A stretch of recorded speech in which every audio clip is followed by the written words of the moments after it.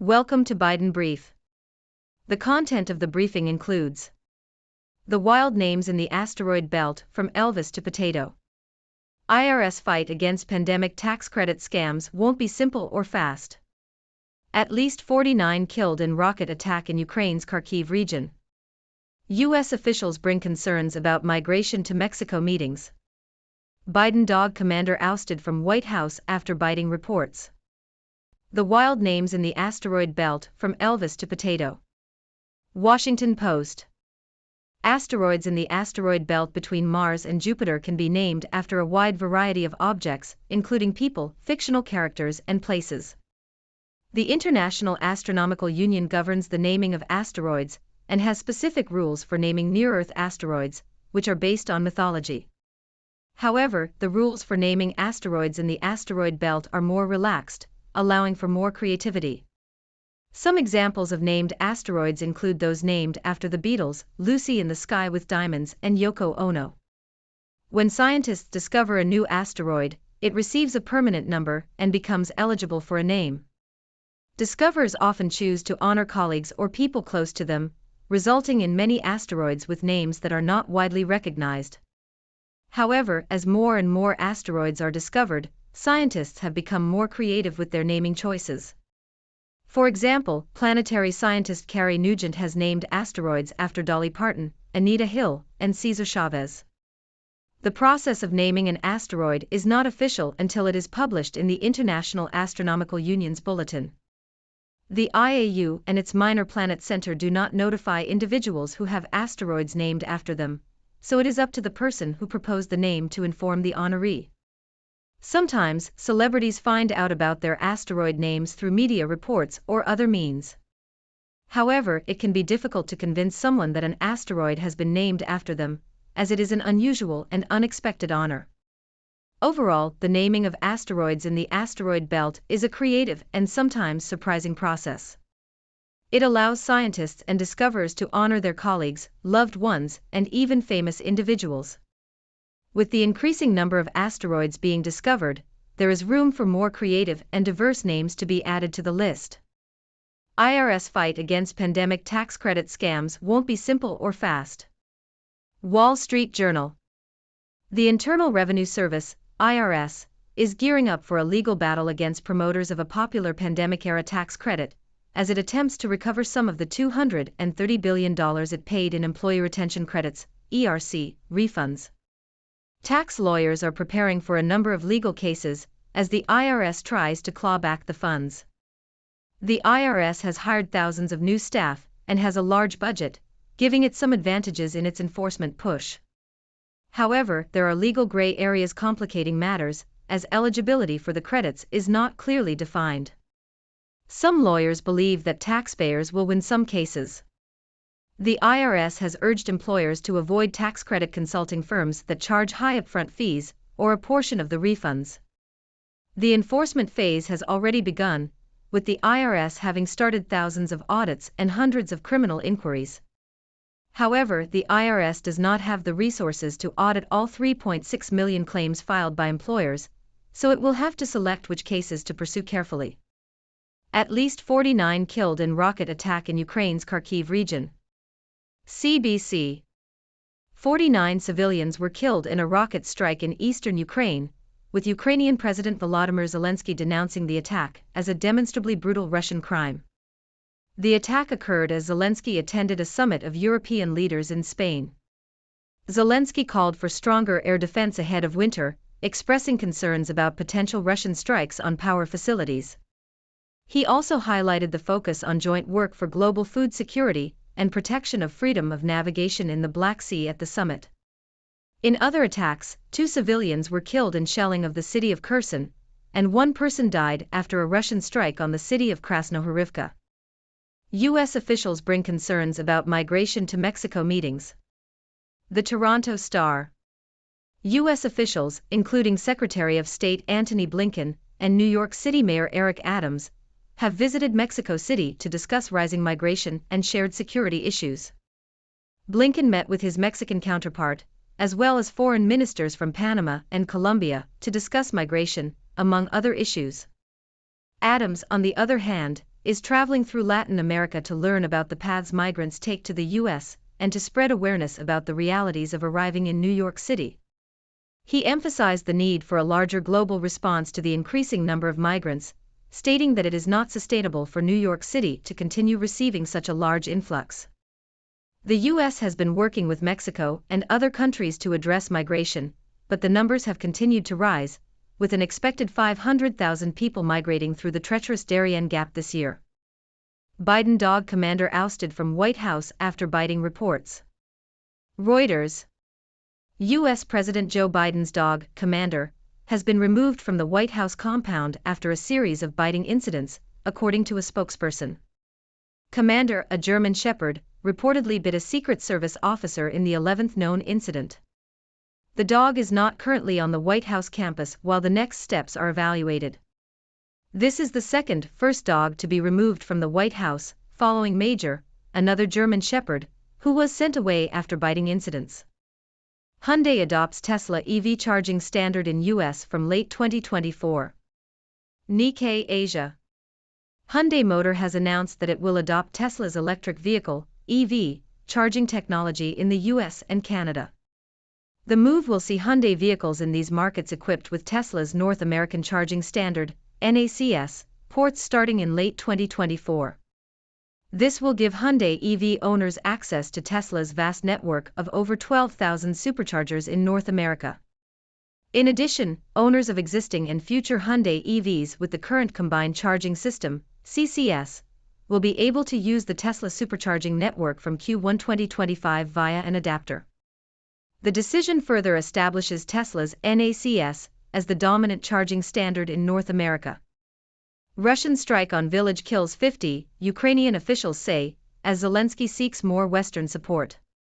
The Toronto Star.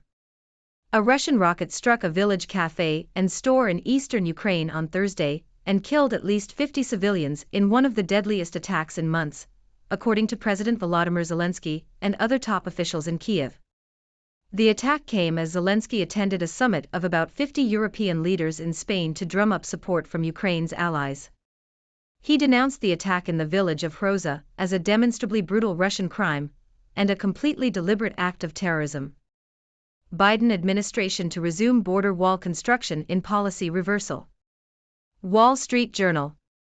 The U.S. Department of Homeland Security has posted a public notice outlining plans to build up to 20 new miles of border barriers in the Rio Grande Valley of Texas, according to a report from the Wall Street Journal. The move comes as the Biden administration faces increasing pressure to address illegal border crossings. The Trump administration built more than 500 miles of its preferred style of border wall, which the Biden administration halted. The new barriers will be built in Starr County, Texas, where the Trump administration had begun purchasing land before it ran out of time. European leaders rally around Ukraine's Zelensky at summit in Spain. The Globe and Mail. European leaders are set to reassure Ukrainian President Volodymyr Zelensky of their long-term support during talks on Thursday. This comes after concerns were raised by U.S. President Joe Biden that Republican infighting in Congress could damage American aid to Ukraine. Zelensky arrived in Granada for a summit of the European Political Community, a forum established last year following Russia's invasion of Ukraine. The leaders will discuss Ukraine's air defenses, efforts to export grain, and joining the EU, among other topics. They will also address other crises in the region, such as the conflict between Azerbaijan and Armenia. Is this the end of large-scale support for the war in Ukraine? Al Jazeera. In this article, Columbia University professor Jeffrey Sachs argues that the United States provoked the conflict in Ukraine by expanding NATO eastward. He believes that the Biden administration should be working to resolve the situation, even if it means making painful compromises such as redrawing the map of Ukraine. Sachs also notes that support for the war is declining in both Europe and the U.S., which may lead to a decrease in funding for the conflict. Liberated from House leadership, Democrat Dean Phillips is still urging his party to look beyond Biden. CNN. Minnesota Representative Dean Phillips has given up his leadership role in the U.S. Democratic Party to pursue his goal of pushing for a competitive Democratic primary against President Joe Biden. Phillips, who has previously called for new leadership on both sides of the aisle, said his position on the 2024 election was causing discomfort, leading to him stepping down as co-chair of the House Democratic Policy and Communications Committee. He said serving on a leadership body had proved limiting, not liberating, and highlighted the disastrous consequences of a duopoly. Phillips, who won re-election in 2022, is considering running in the 2024 presidential primary. Alleged sharing of information with Egypt risked lives of U.S. Embassy staff, ex-U.S. official says. The Guardian. U.S. Senator Bob Menendez, who was indicted on corruption charges earlier this year, may have put the lives of embassy staff in Cairo at risk by sharing sensitive personnel information with the Egyptian government, according to former senior U.S. officials. Menendez is charged with accepting bribes and gold bars in exchange for breaching his duties, in ways that benefited the government of Egypt. He has denied the allegations. The indictment alleges that Menendez provided details to Egyptian officials, via his partner, Nadine Menendez, and a New Jersey businessman, Wael Hanna, about the number and nationalities of people working at the U.S. Embassy in Cairo. Although the information was not classified, it was considered sensitive because it could pose significant security concerns if disclosed to a foreign government or made public. The FBI has opened a counterintelligence investigation into the charges. The indictment has been deemed a betrayal of trust by former diplomats, who say it potentially puts the lives of both Egyptian and U.S. nationals at risk. Ukraine latest, Zelensky arrives in Spain to attend European summit. Nikkei Asia. Ukraine's President, Volodymyr Zelensky, has arrived in Granada, Spain, to attend the European Political Community Summit, a forum to promote cooperation among more than 40 countries established after Russia's invasion. Zelensky stated that Ukraine's main priority is to strengthen its air defenses as winter approaches. Meanwhile, Russia has overtaken the United Arab Emirates as India's top supplier of naphtha, which is used to manufacture petrochemicals. India has taken advantage of the discounted Russian oil products and the rerouting of trade flows following Moscow's invasion of Ukraine. The IMF's deputy mission chief for Ukraine has said that the country's economy has shown remarkable resilience and will continue to grow through next year, boosted by strong domestic demand. The U.S. is planning to send seized Iranian weapons and ammunition to Ukraine, including small arms like guns. Ukraine's Navy has said that 12 more cargo vessels are ready to enter a fledgling Black Sea shipping corridor on their way to Ukrainian ports, as Kyiv defies the de facto Russian blockade on its sea exports. Russia's defense ministry says it downed 31 Ukraine-launched drones overnight over the regions of Belgorod, Bryansk, and Kursk bordering Ukraine. U.S. public support declines for arming Ukraine, Reuters' Ipsos poll shows. Reuters. Support for supplying Ukraine with weapons is declining among Americans of both major political parties, according to a recent Reuters' Ipsos poll.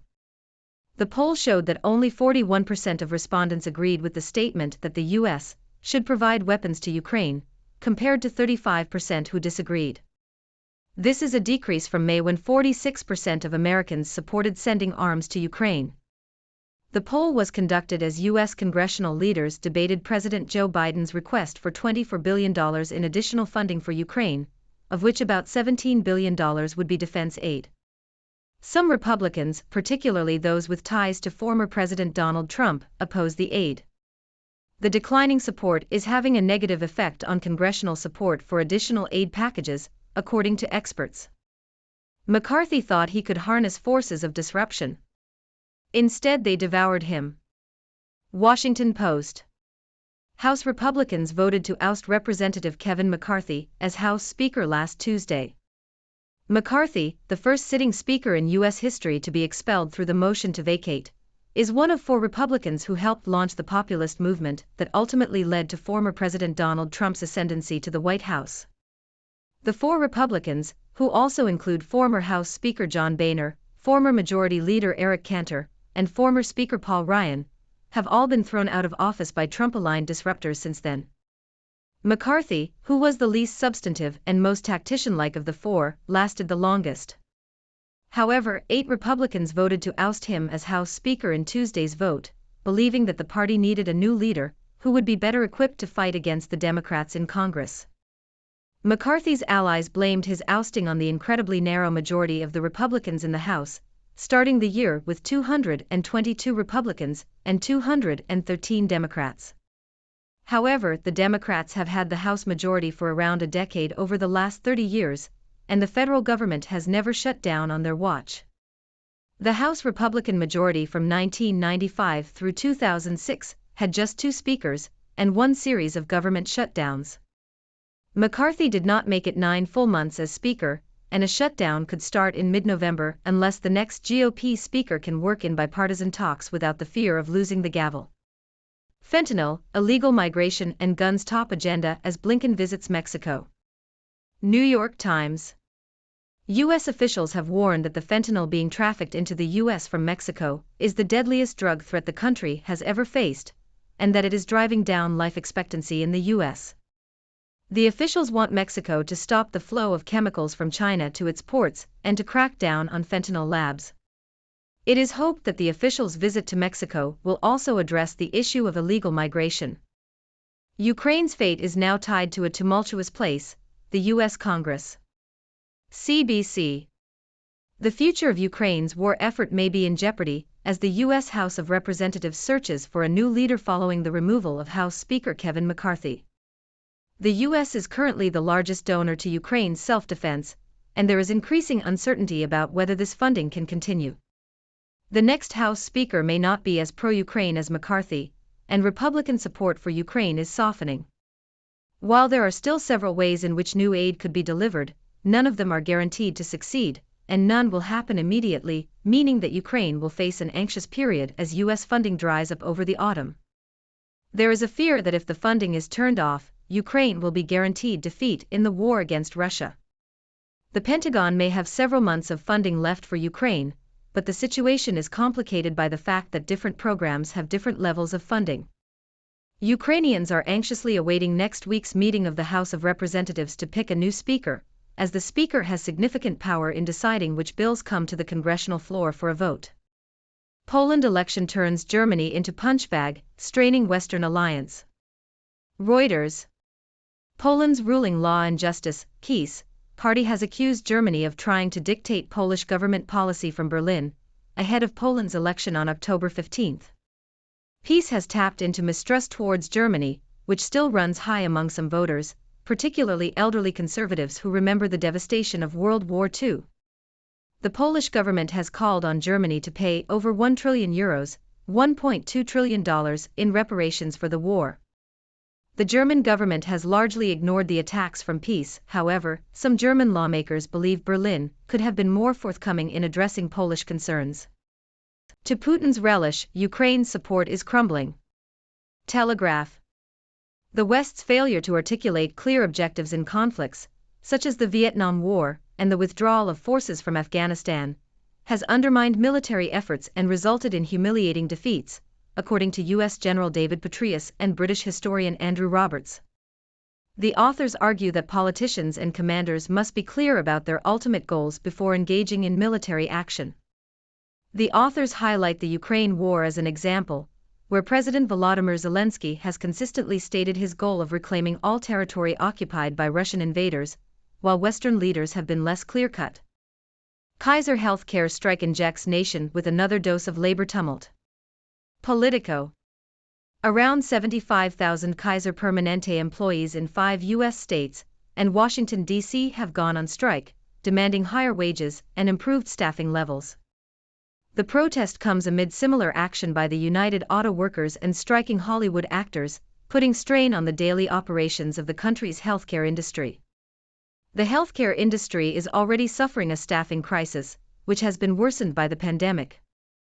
The strikes are expected to cause further disruption in 2024 campaigns, as both parties appeal to voters experiencing rising inflation and stagnant wages. In California, where the majority of striking Kaiser employees work, the strikes may cause problems for Governor Gavin Newsom, who vetoed 3 major pieces of labor-backed legislation recently. Nurses in New York and elsewhere have already secured concessions from the industry through striking. The Kaiser strike is the largest ever in the U.S. healthcare industry. The workers are demanding a minimum wage of $25 per hour at Kaiser, as well as annual wage increases over the next 4 years. They are also concerned about staffing levels, accusing the company of keeping units short-handed to improve profit margins. Dear viewers, I am Dr. Six from the 6 Degrees World, here to bring you the latest news from around the globe. Today, we covered a range of stories, from the creative naming of asteroids to the fight against tax credit scams, rocket attacks in Ukraine, US-Mexico meetings on migration, the removal of President Biden's dog from the White House, Hyundai's adoption of Tesla's EV charging standard, and more. Let's dive into some analysis. First, let's talk about the wild names in the asteroid belt. It seems that scientists and discoverers have been having a field day with naming asteroids. From famous musicians like the Beatles to iconic figures like Yoko Ono, the possibilities are endless. The more relaxed rules for naming asteroids in the asteroid belt allow for creativity and personal connections. It's a fun way for scientists to pay tribute to their colleagues or loved ones. Who knows, maybe one day we'll see an asteroid named after one of our viewers. Next, we discussed the IRS's fight against pandemic tax credit scams. The IRS is facing an uphill battle in recovering the funds it paid out in employee retention credits. With legal gray areas and the need to carefully select which cases to pursue, it's clear that this won't be a simple or fast process. It's a reminder for employers to be cautious of tax credit consulting firms that may charge high fees or take a portion of the refunds. In Ukraine, a rocket attack in the Kharkiv region resulted in the tragic loss of civilian lives. President Zelensky denounced the attack as a demonstrably brutal Russian crime and called for stronger air defense. The conflict in Ukraine has been ongoing, and it's disheartening to see the continued violence and loss of innocent lives. It's crucial for the international community to come together and support Ukraine in its fight for peace and stability. On the topic of migration, U.S. officials have visited Mexico City to discuss rising migration and shared security issues. Secretary of State Antony Blinken and New York City Mayor Eric Adams are leading the discussions, highlighting the need for a larger global response to the increasing number of migrants. It's clear that the issue of migration requires a collaborative effort, and it's encouraging to see officials engaging in dialogue to address the challenges. In lighter news, President Biden's dog, Commander, has been removed from the White House after a series of biting incidents. It seems that even the most powerful office in the world is not immune to mischievous pets. Let's hope that Commander finds a new home where his antics can be kept in check. Lastly, we discussed Hyundai's decision to adopt Tesla's EV charging technology in the US and Canada. This move will give Hyundai EV owners access to Tesla's extensive supercharger network, making it easier for them to charge their vehicles. It's a positive step towards expanding charging infrastructure and promoting the adoption of electric vehicles. That's all for today's news. Now, I'd like to hear from you, our viewers. What are your thoughts on these stories? Do you have any questions or opinions you'd like to share? Don't be shy, let's start a discussion. Thank you for tuning into 6 Degrees Briefing, and remember, the world may be vast, but we're all connected by the 6 degrees. Thank you for tuning in. The content above showcases the latest briefing reports and analytical synopses, thoughtfully curated by the 6Do team.